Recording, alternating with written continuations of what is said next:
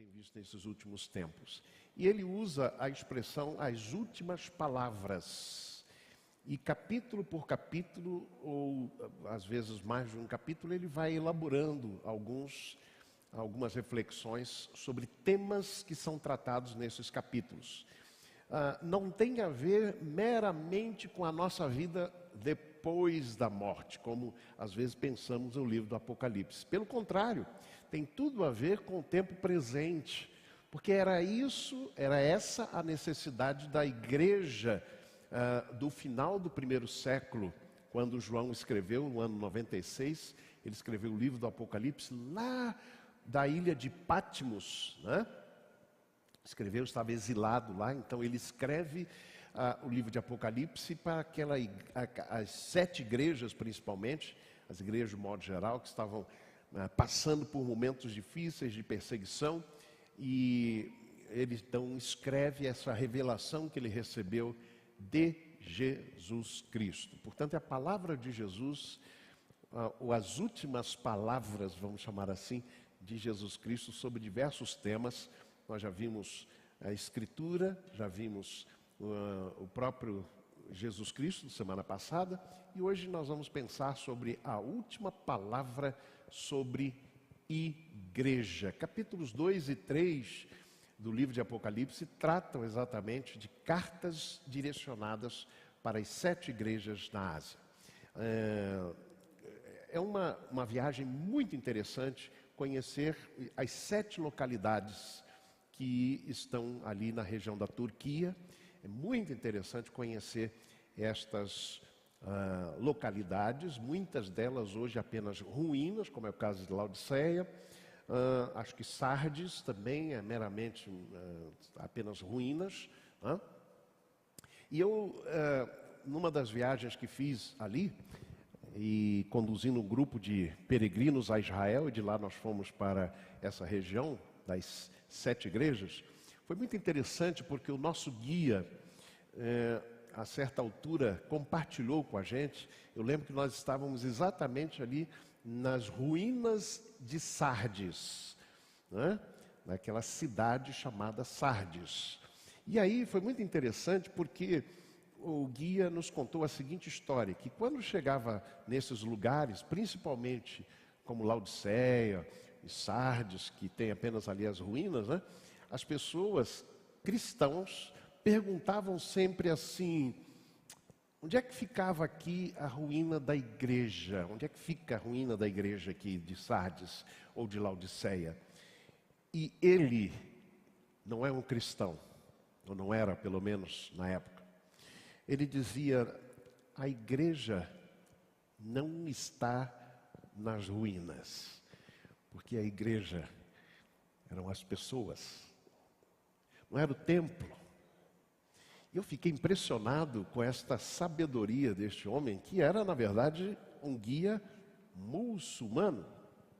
A compreensão que ele tinha sobre a igreja, porque a palavra eclesia, que a gente já elaborou aqui mais de uma vez, eclesia, que é traduzido no Novo Testamento como igreja, significa a comunidade daqueles que foram chamados para fora do mundo, para fora do mundo, e para viver a experiência com Deus. Igreja somos nós, povo de Deus, cantamos há pouco, família de Deus, povo de Deus, ou na outra canção que cantamos também, falando sobre isso. Então é importante, quando a gente pensa sobre a última palavra sobre igreja, não é a última palavra sobre templos, sobre tijolos, sobre cimento, se o templo é alugado ou se ele pertence à igreja, etc. Não é sobre isso, mas é sobre as pessoas que compõem este grupo chamado igreja. Olha o que João diz, ou vamos sempre lembrar, Jesus diz, por meio de João, aquelas 7 comunidades. Eis o mistério das 7 estrelas, que viste na minha destra, e dos 7 candeeiros de ouro. As 7 estrelas são os anjos das 7 igrejas, e os 7 candeeiros são as 7 igrejas. Deus aplique em nossos corações a sua bendita palavra. Houve um movimento na Alemanha, principalmente, aí no ano perto do ano 2000, mais ou menos, eu estava lá quando acompanhei esse movimento, que se chamava assim: Jesus sim, igreja não. Jesus ja, Kirche nein. Era este o slogan de uma série de pessoas, ou várias pessoas, que experimentaram certas dificuldades nas igrejas locais, igrejas cristãs, e que tomaram uma decisão: eu não quero mais saber de igreja, mas eu não estou abandonando Jesus, não estou abandonando Deus. Então, Jesus sim, igreja não. É interessante que na época do nacionalsocialismo alemão, o teólogo Dietrich Bonhoeffer, vocês já conhecem, né? Através dos nossos comentários que a gente sempre faz aqui sobre ele, ele escreveu um livro muito interessante sobre discipulado, seguimento de Jesus. E ali ele trata muito da vida em igreja. E ele diz: olha, eu estou convicto de que pessoas totalmente diferentes estariam dentro da igreja e pessoas totalmente diferentes rejeitariam a igreja se tão somente a mensagem de Cristo fosse pregada. E aí ele continua dizendo: não é que todas as igrejas tenham abandonado a palavra de Cristo e a voz de Cristo, a mensagem de Cristo, mas entre as pessoas e Cristo se coloca muito de institucional e muito de humano. E ele conclui dizendo: de duras leis humanas. Há muito de humano nas igrejas e talvez por isso algumas dessas pessoas chegaram a recusar. Eu conheci um homem que tinha 20 anos, ele não frequentava a igreja, na qual continuava no hall de membros. E eu fui pastorear esta igreja que tinha esse irmão que há 20 anos não pisava na igreja, porque brigou lá atrás, em algum momento, com a igreja, com o pastor. Ele não ia para a igreja, mas ele continuava recebendo através de outros irmãos boletins da igreja, dominicais e visitas de irmãos. E eu me lembro uma ocasião que ele me escreveu uma carta, porque eu escrevi uma pastoral, na qual eu falava sobre o texto de Hebreus, capítulo 10, versículo 25, que diz: não deixando a nossa congregação, como é costume de alguns, antes admoestando-nos uns aos outros, e tanto mais quanto vedes que vai se aproximando aquele dia. E aquele irmão, por eu ter colocado esse texto, entendeu que eu tinha escrito aquela pastoral só para ele, uma pastoral carapuça, né? E eu achei no mínimo curioso, porque aquela igreja tinha quase 2.000 membros, eu ia deixar de escrever para 2.000 para escrever para um só, não é? Seria absurdo pensar que eu estava escrevendo, até porque eu tinha muito pouco, quase nenhum contato com ele. Mas eu achei curioso que ele escreveu, muito ofendido, e o que eu percebi claramente era o sentimento de culpa. Era visível o sentimento de culpa. Então ele se ofendeu porque o texto foi escrito assim. Eu deixei a carta guardadinha e vários meses depois a sobrinha dele foi lá na igreja, que era membro da igreja, frequente, etc. Pô, pastor, o senhor não respondeu o meu tio? Eu disse: mas eu não vi muito sentido no que ele falou, né? Não tinha por que responder. Porque ele achou que eu tinha escrito a pastoral para ele, não foi para ele, foi para a igreja do Senhor. E aí, a certa altura, ela disse: meu tio é um excelente cristão, só não vai na igreja. Eu disse, será que é possível? Jesus sim, Deus sim, igreja não? Será que é isso? Jesus em Mateus 18, 20 diz, porque onde estiverem 2 ou 3 reunidos em meu nome, aí estou eu no meio deles. Isso vai ser muito importante naquilo que nós vamos refletir aqui. A última palavra sobre a igreja ensina, em primeiro lugar, que sem Cristo não há igreja. Essa é a primeira afirmação muito clara aqui no Evangelho, aqui no texto de Apocalipse. Quando João se voltou na direção da voz da trombeta que chamava a sua atenção, e está em Apocalipse capítulo 1, 12, 13, vimos semana passada, ele viu 7 candelabros de ouro, que são as 7 igrejas, e no meio deles viu alguém semelhante a um filho de homem, Jesus Cristo. No meio, deixa eu fazer uma pequena observação. Ouro, naquele contexto do Antigo Testamento e do Novo Testamento, ouro naquela época tinha, quando citado, tinha um sentido bastante diferente do que é para a gente hoje. Para a gente hoje, quando a gente fala, eram candelabros de ouro, de alto valor, muito custoso, bonito, etc. Essa é a nossa ênfase, esse é o nosso foco. Sabe qual era o foco na época do Antigo Testamento e principalmente do Novo Testamento, quando se falava em ouro? Está lá em Malaquias capítulo 3. É o refinamento. Esta é a ênfase, esse é o foco. É o fogo que purifica o ouro. Então, quando se fala no candelabro de ouro, é de um metal precioso, mas que passou pelo processo de purificação. Esta é a ênfase principal. Totalmente diferente do que nós pensamos hoje. Isso vai ser importante para a nossa compreensão. Mas aqui Jesus Cristo é visto bem perto do povo reunido para ouvir, orar, crer e adorar. É impossível ter igreja sem Cristo.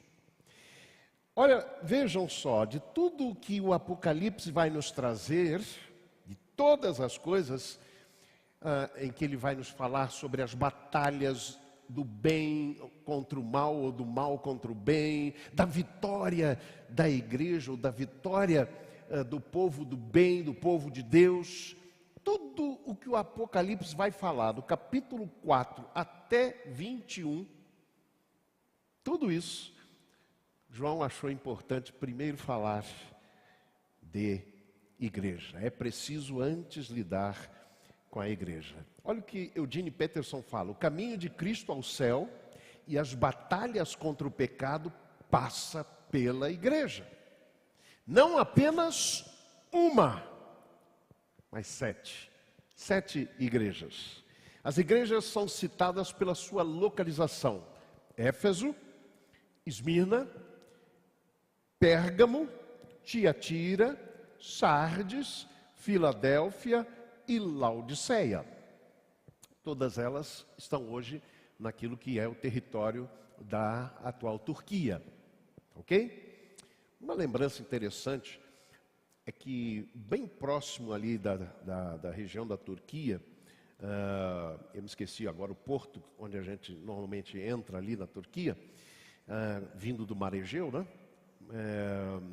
Enfim, esqueci o nome, mas fica exatamente a ilha de Patmos. Uma viagem bem interessante, você passar pela ilha de Patmos, lembrar que o João escreveu e depois fazer a visita às 7 igrejas que estão ali naquela região. Agora, elas foram apresentadas por sua geografia. A igreja que está em Éfeso. Mas elas foram definidas por sua teologia, por seu referencial a Deus. Igrejas, meus amados irmãos, prestem bem atenção nisso, já falei sobre isso. Igrejas consistem principalmente na relação com a pessoa de Jesus Cristo. A grande pergunta é: qual a relação da Igreja Batista da Graça, não o templo, nós pessoas, com Jesus Cristo? Como é que temos nos relacionado com Jesus Cristo? Só para lembrar da última igreja citada, Laodiceia, Jesus está do lado de fora, batendo a porta, tentando entrar. Então, tudo que se pode falar de igreja tem a ver com esta relação, ou este relacionamento da igreja com Cristo. Vejam o que João diz. Ele viu um como um filho do homem, semelhante ao filho do homem. A imagem de Jesus que a gente tratou semana passada. Mas a Bíblia diz: e ele estava no meio das igrejas. Das 6 igrejas. E Laodiceia estava do lado de fora. Não estava no meio. Este é o grande desafio para todos nós. É quando pensamos que o lugar de Cristo é no centro da igreja. Não existe igreja fora de Cristo. Cristo e sua palavra formam a igreja. Ele a sustenta por meio do seu ser. Todas as igrejas aqui recebem sua identidade a partir de Cristo. Olha só que interessante, cada uma delas. Éfeso: daquele que tem as 7 estrelas em sua mão direita e anda entre os 7 candelabros de ouro, uma imagem de Jesus. Esmirna: daquele que é o primeiro e o último, que morreu e tornou a viver. Pérgamo: daquele que tem a espada afiada de 2 gumes. Tiatira: daquele cujos olhos são como chama de fogo e os pés como bronze reluzente. E assim por diante. Percebam então, a identidade das igrejas é tirada da identidade de Cristo. E é interessante isso. Todas elas, ou cada uma delas, tem um aspecto de Cristo. Ou seja, nenhuma delas tem todos os aspectos. Elas são chamadas a viver em comunidade também, como igrejas individuais, mas juntas como corpo de Cristo. Segunda verdade: sem igreja não há salvação. Você deve estar lembrando de uma expressão muito forte e muitas vezes contestada, do latim, não é? Da igreja cristã, da igreja católica principalmente: extra ecclesiam nulla salus. Fora da igreja não há salvação. Será que isso é verdade? Pois bem, eu estou convencido que sem a igreja não há salvação. Apocalipse 1:1 começa com plural. Primeiro verso do Apocalipse. Como é que começa? Revelação de Jesus Cristo, que Deus lhe deu para mostrar aos seus servos as coisas que brevemente devem acontecer, e enviando-as pelo seu anjo, as notificou ao seu servo João. Revelação de Jesus para mostrar aos seus servos. Plural. Plural. A revelação do Apocalipse não é para uma pessoa, é para todos. Sabe como é que o Apocalipse termina? Capítulo 22, versículo 21. A graça do Senhor Jesus seja com todos. Não é só com um, é com todos. Meus amados irmãos, do começo ao fim, o Apocalipse é uma mensagem para coletividade, não é para individual, para os indivíduos meramente. É para a igreja como um todo. O Evangelho não se destina a indivíduos meramente, mas às pessoas, povo, gente, sempre. E aí, Eugene Peterson continua dizendo: o pecado é que fragmenta, separa as pessoas. E aí nós começamos a pensar em igreja com feudos, com grupinhos. Não! Quando Deus cria o primeiro casal, o primeiro o primeiro casal, né? Adão e Eva. E depois de 6 dias de criação, em que após cada um, Deus disse, e viu Deus que era bom. No 6º dia, a Bíblia diz que viu Deus tudo quanto criara, e viu que era muito bom. Essa é a descrição da criação. Sabe o que diz Gênesis 2:18? E disse Deus, não é bom que o ser humano, que a pessoa humana, fique ou viva ou seja só. Este é o grande desafio. Deus viu que não era bom. Não era bom que exatamente o ser humano vivesse só. O ser humano criado tem aqui o diagnóstico divino. Eu diria o autodiagnóstico divino. Foi Deus que criou. E Ele disse, não está bom. Eu vou melhorar. E aí sabe como é que Ele melhora isso? O próprio Deus, a sua própria criação. Ele diz, far-lhe-ei um socorro. Já falei sobre essa tradução, socorro, ao invés de auxiliar, adjutor, etc. Né? Far-lhe-ei um socorro que lhe seja igual, semelhante. Eu expliquei quando refleti sobre isso com vocês, que naquele filme, não é? Desenho animado da Disney, o Tarzan, né? Ali você tem um menino, foi criado por gorilas. Não? E nós temos então ali no desenvolvimento de todo o filme, aquela situação em que o menino, o Tarzanzinho, né? Ele é rejeitado, né? Pelo esposo da gorila que o criou, que o adotou como filho. E o gorila sempre diz, o chefe da tribo, sempre diz, você não é gorila, você não é gorila. Até que um dia, Tarzan está ali, ainda com uma criança, muito triste, e está olhando no reflexo da água, e ele vê a imagem dele, e a imagem da própria gorila, sua mãe, e ele nota que há diferença, e ele junta a sua mãozinha com a mão da gorila, e vê que sua mão é totalmente distinta, e ele fica muito triste.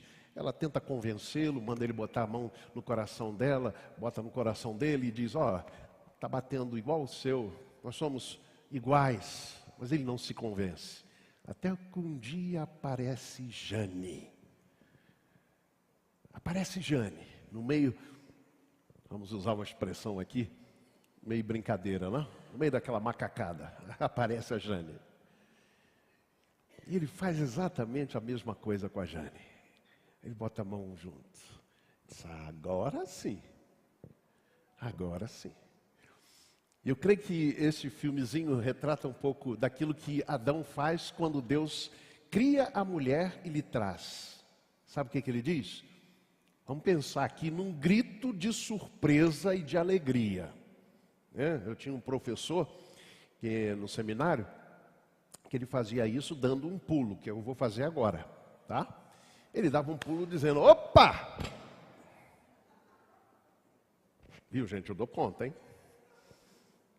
Opa! Agora sim! Agora sim! Gênesis capítulo 2:19 diz que Deus mandou que Adão desse nome aos animais.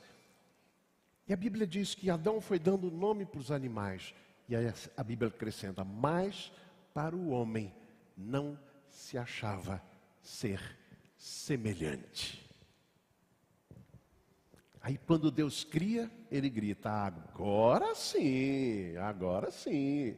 Porque Adão tinha notado que o coelhinho tinha um par semelhante à coelhinha.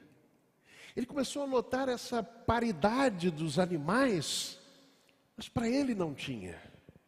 Ele precisava de um outro ser semelhante. E isso ele encontrou na mulher. O que a Bíblia quer nos dizer com isso é que não é bom que o ser humano viva só. Articule sua visão de mundo sozinho. Pense que a vida é só definida a partir da sua própria percepção das coisas sozinho. Que ele decida sozinho. Não, não é bom. Nós fomos criados para a comunidade.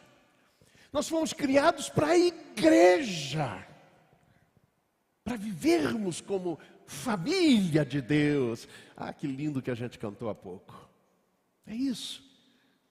Sem igreja não há salvação, porque o ser humano foi criado para viver em comunidade. Olha o que diz o Salmo 68, verso 6.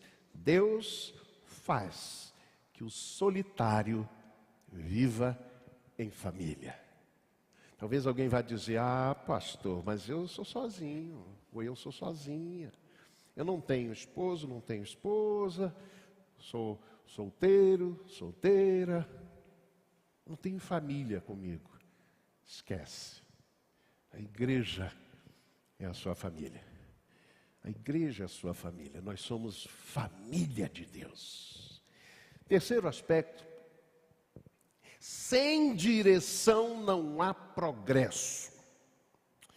Olha só, entre a abertura com a identificação cristológica, aquilo que João falou sobre Cristo, já vimos domingo passado, e o chamado final para ouvir, há uma mensagem individualizada para cada uma das 7 igrejas. O conteúdo é diferente, mas há um esboço em todas elas. Afirmação, correção e promessa. Se você olhar, cada uma das igrejas tem isto. Afirmação de, digamos, um comentário positivo sobre a posição da igreja. Correção é uma disciplina que vem da parte do Senhor. E promessa, que é motivação. Afirmação. Começa sempre dizendo, conheço as tuas obras, conheço o teu sofrimento. Cada mensagem revela o conhecimento exato de tudo o que acontece na igreja, na congregação. Elogios pelo trabalho árduo, incansável e atento, no caso de Éfeso. Sofrimento corajoso, como é o caso de Esmirna. Ousadia no testemunho, como é o caso de Pérgamo. Crescimento e desenvolvimento do discipulado, Tiatira. Bravura e constância, Filadélfia. A igreja dos irmãos que mostravam amor uns pelos outros. A correção. Sempre em todas as 7 cartas você tem, tenho, porém, contra ti. Aqui vem uma correção. Correção é essencial para orientação espiritual. Gente, ali no Antigo Testamento, no livro de Provérbios, a criança entregue a si mesma é vergonha para sua mãe. Precisa de correção. Por que precisa de correção? Porque nós, em nossa natureza humana, nascemos tendentes ao pecado. Todos nós. Por isso precisamos de correção. Por isso Deus nos deu os nossos pais, para que nos corrijam, para que nos orientem, nos ajudem. A igreja é a mesma coisa. Não há só elogio às igrejas, é preciso haver correção. Elas recebem correção por abandonar o primeiro amor, caso de Éfeso. Elas recebem correção por serem indiferentes aos ensinamentos heréticos dentro da igreja, é o caso de Pérgamo. Por tolerarem a imoralidade, caso de Tiatira. Por demonstrar apatia, no caso de Sardes. E permitir que a riqueza e o luxo substituíssem a vida no espírito. Eu acho que é mais do que isso, no caso de Laodiceia. A riqueza e o luxo substituíram a presença de Cristo. Sabe por quê? Porque Laodiceia diz de si mesma assim: rica sou e de nada tenho falta. Jesus estava fora da igreja. Eles não sentiam falta sequer de Jesus Cristo. Dentro e no meio da igreja. Olha que coisa terrível. Por último, promessa. A promessa motivadora é a vida eterna. É árvore da vida, como no caso do Éfeso. É coroa da vida, como em Esmirna. É pedra branca, como em Pérgamo. É estrela da manhã, como em Tiatira. Vestes brancas, como em Sardes. Coluna do templo de Deus, como em Filadélfia. E comer e reinar com Cristo, mesmo no caso de Laodiceia. A igreja é o ambiente, é o lugar onde nós vamos para descobrir o que nós estamos fazendo certo. É lugar de afirmação. Mas a igreja é também o lugar onde buscamos saber em que estamos errando. Correção. Uns anos atrás, eu acho que foi 2009, houve uma demolição de um prédio velho, que eu acho que chamava Venâncio 3000, alguma coisa assim, lembram?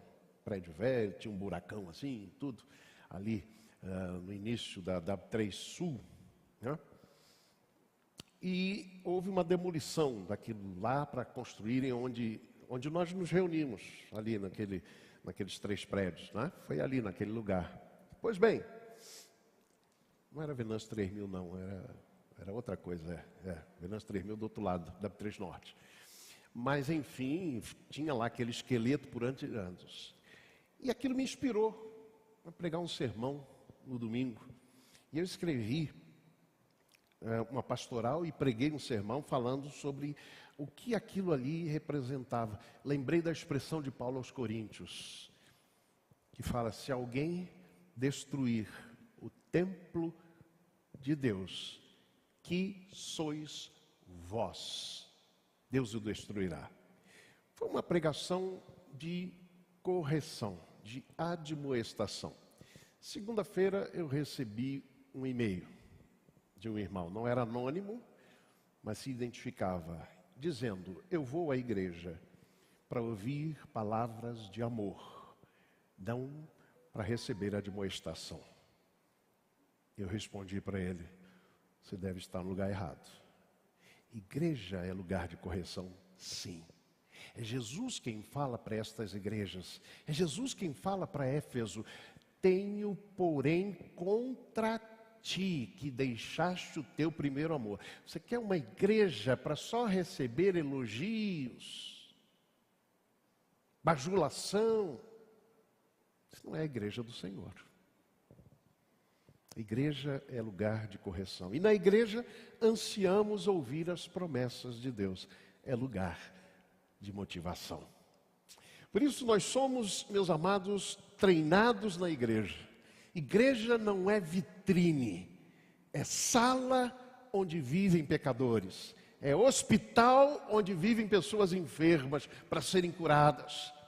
É escola onde vivem ignorantes que precisam aprender. Igreja é isto. Em último lugar, sem ouvidos que ouvem, eu não sou da igreja. Meus irmãos, o que o texto nos diz insistentemente, todas as 7 igrejas, está lá, ó, capítulo 2, versículo 7, 11, 17, 29, capítulo 3, versículo 6, 13 e 22. Para cada igreja e no final de cada mensagem, há um: quem tem ouvidos, ouça o que o Espírito diz às igrejas. Audição. O Espírito fala, o povo de Deus ouve. Se eu não ouço o Espírito de Deus falar, tem alguma coisa errada. Talvez eu não faça parte da comunidade. Ouvir é tarefa comum na igreja. As congregações são postos de escuta da palavra de Deus. Estamos aqui para ouvir a palavra de Deus, meus amados irmãos. Mas ouvir é muito mais do que a função acústica. é ato espiritual. Olha o que Isaías diz. Ele fala de ouvidos surdos. Imagine, ouvidos surdos. Existem os órgãos, mas não estão ouvindo. Estão defeituosos. E ele está falando espiritualmente. Isaías 54:5, ele me acorda manhã após manhã, desperta meus ouvidos para escutar, como alguém que está sendo ensinado. O soberano, o Senhor, abriu os meus ouvidos, e eu não tenho sido rebelde, eu não me afastei. Temos ouvido aquilo que o Espírito diz à Igreja Batista da Graça em Brasília. Temos ouvido a palavra do Senhor a todos nós. Igreja é reunião de pessoas que se juntam para abrir deliberadamente os ouvidos, para ouvir com precisão e fé os sons da palavra de Deus. Concluindo, para João, as igrejas são candelabros, é o que ele diz. Lugares locais, onde a luz de Cristo é demonstrada. Candelabros, elas não são a luz, mas elas precisam refletir a luz. Por isso são candelabros, elas não têm luz própria. A luz precisa ser a luz de Cristo. João 1:8, ele diz acerca de si mesmo, João não era a luz, mas foi enviado para testemunho da luz. Isso é muito importante quando a gente pensa no ouro. Polir o ouro muito bem, para que ele possa brilhar. Mas ouro por si mesmo não tem luz própria, ele precisa refletir. E Eugene Peterson diz algo muito profundo. Ele diz, o brilho do ouro polido é incomparavelmente menor do que o da luz de Cristo. Pode polir à vontade, como Laodiceia. Ah, rica sou, de nada tenho falta. Faltava o brilho de Cristo, porque Jesus estava fora da igreja. Meus irmãos, esta palavra, que ela seja para nós.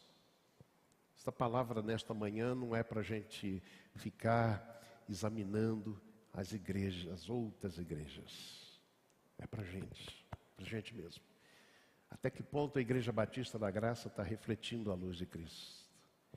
Principalmente aqui neste lugar onde estamos, mas no lugar onde você mora, você,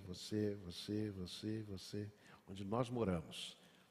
Onde nós estamos, nós que somos a igreja, de fato, que a gente possa refletir esta luz de Cristo, lembrando, o brilho do ouro polido é comparavelmente menor do que o brilho da luz de Cristo.